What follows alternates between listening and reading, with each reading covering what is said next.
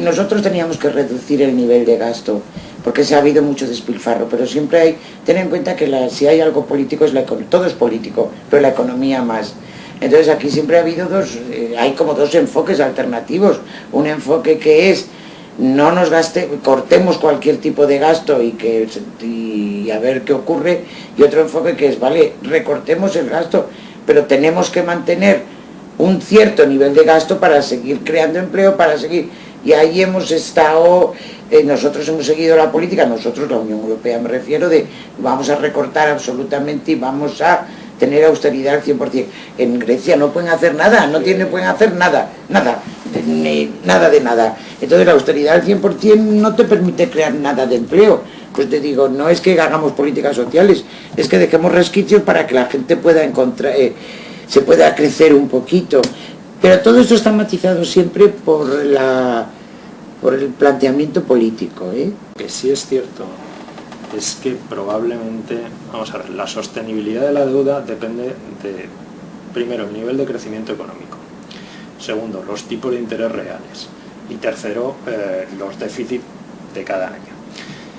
Si reduces el déficit de cada año, es cierto que controlas, o puede ser lo que se llama el déficit primario, puedes ir controlando la emisión de deuda, ¿de acuerdo?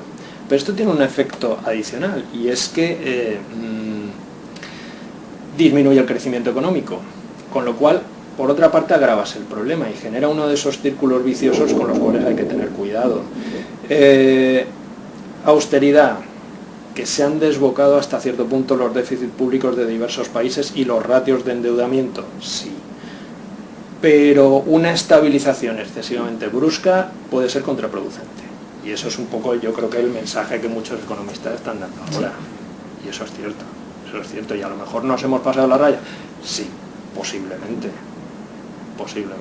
porque nos estamos pasando con una medicina que a lo mejor no cura al paciente, se lo carga, la dosis es excesiva, pues no tenemos para levantar cabeza, y en ese sentido yo creo que es un poco lo que intentabas comentar.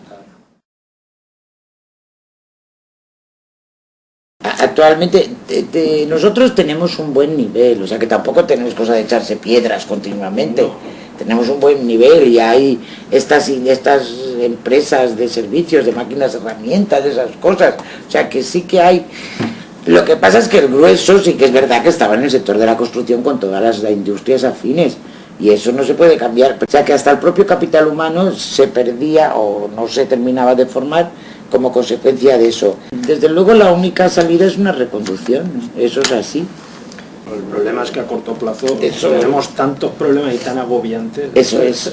Este tipo de reconducciones, digamos, estructurales, son perfectas para las bonanzas. Claro. Pero claro, en el momento en que estamos absolutamente agobiados con el déficit público, con los tipos de interés en los que estamos pagando una prima de riesgo y con un ajuste tan brutal en el déficit público, es que no tenemos, entre comillas, pana. Es decir, pagar los incentivos en aquellos sectores que pueden ser más punteros en I+D, que serían políticas, digamos, de reconducción hacia unos sectores que pueden ser más interesantes, con futuro y tal. Esto es cierto cuando tienes algo con lo que hacerlo. Claro. Pero claro, ahora, entre comillas, el agobio fundamental es no te ahogues. Y luego ya nadarás para un lado o para otro. Si estas medidas de austeridad que tenemos que tomar, que es necesario que tomemos, pudieran tomarse de alguna forma que nos permitieran crecer un poquito y crear un poquito de empleo, pues yo es la única salida que veo. Intentar fomentar de alguna forma, siguiendo con la austeridad, pero que pudiese, porque si no crecemos un poco, ¿cómo vamos a crear empleo? Si no vamos a crear empleo, ¿cómo vamos a salir de esta? Cuando dice don Mariano Rajoy que va a crear empleo, sí, hombre, claro que hay que crear empleo, pero tenemos que tener una rendija para poder crear.